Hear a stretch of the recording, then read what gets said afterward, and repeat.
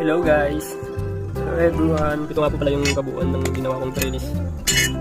Gumamit lang po ako ng martilyo, splice, alambre, at tako. Yun, gumawa ko ng horizontal line, tapos vertical beam para sa ating gagawing trellis. Ilagay ang vertical beam sa sukat na 12 pulgada.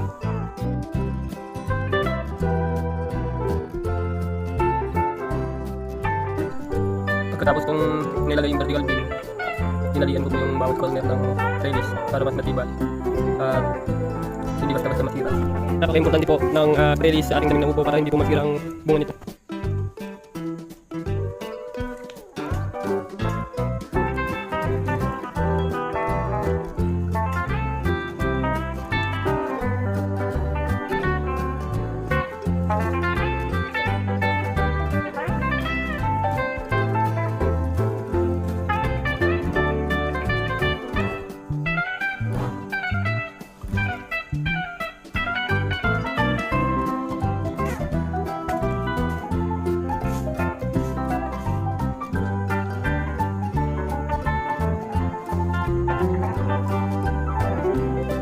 Tinalian ko pala yung trellis natin sa main post para hindi tayo ng hangin na matutumba.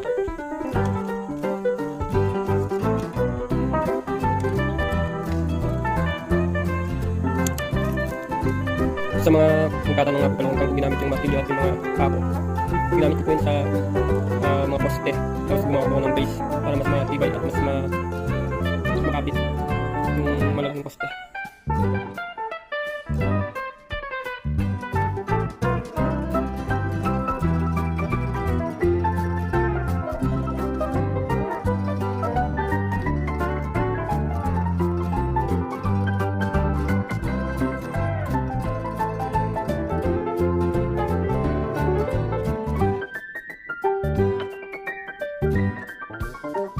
Ayun lamang po guys, maraming salamat po sa panonood.